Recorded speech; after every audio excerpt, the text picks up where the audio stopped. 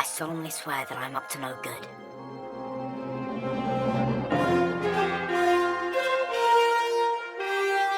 We know that Voldemort and his Death Eaters have a pure blood ideology, but were the Death Eaters aware of Voldemort's half-blood status? Find out next. Tom Riddle didn't know he had a Muggle father, and being sorted into Slytherin, I don't think his classmates and future Death Eaters had reason to suspect that he wasn't pure blood. We know that Tom Riddle was obsessed with his parentage, understandable given the fact that he grew up in an orphanage. He searched for any trace of his father in the Hogwarts records but could not find anything, thus concluding that his father was not magical. Similarly with his mother, he believed that she was not magical because she succumbed to death. Reasons for dismissing his parents from magical were faltered in both cases. In the case of his mother, the fact that she was unable to escape death was not reason enough to assume she was not magical. And in the case of his father, lack of evidence that he attended Hogwarts should not have been proof enough to conclude that his father was not magical. So, the fact that Death Eaters like Avery and Lestrange knew his name does not conclude that they knew that he was a half-blood. We know that Morphin was the one who revealed Voldemort's parentage to him. From what Dumbledore says later on regarding Slughorn's real memory, we can conclude that Voldemort discovered that his father was a Muggle when he was 15 to 17 years old.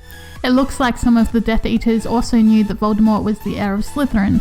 Even without having that knowledge, Slughorn was able to accept that Voldemort was pure blood. So knowing that would have probably only increased Voldemort's blood status in the eyes of the Death Eaters. Voldemort has always been very secretive. Even though he had found and wiped out his entire Muggle ancestry, he need not have told anybody about it.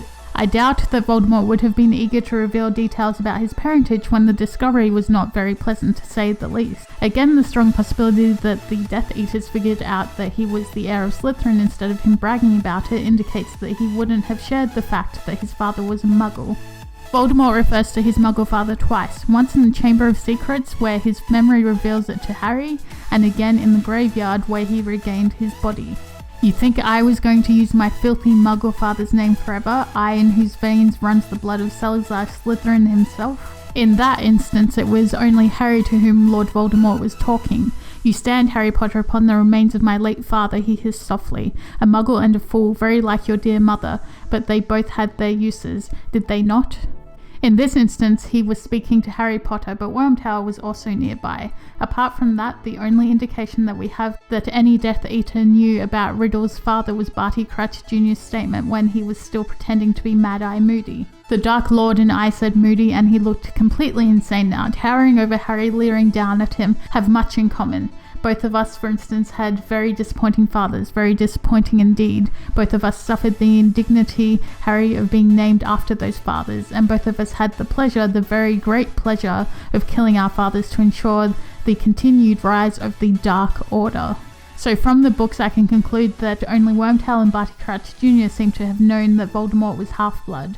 Even Barty Crouch might have only suspected, not known that Tom Riddle Sr. was a Muggle. It's hard to say for certain because different Death Eaters have different reactions in this regard. Barty Crouch Jr., for example, mentions disappointing fathers, but that doesn't mean he knew that Voldemort's father was a Muggle. His own father is one of the greater known wizards of the First War era, whose reputation is only marred by Junior himself. I think it's got to be on a case-by-case basis. Surely the oldest friends of Tom Riddle must know, but given the way Riddle is described even as a teenager, those friends would be unlikely to ever say anything.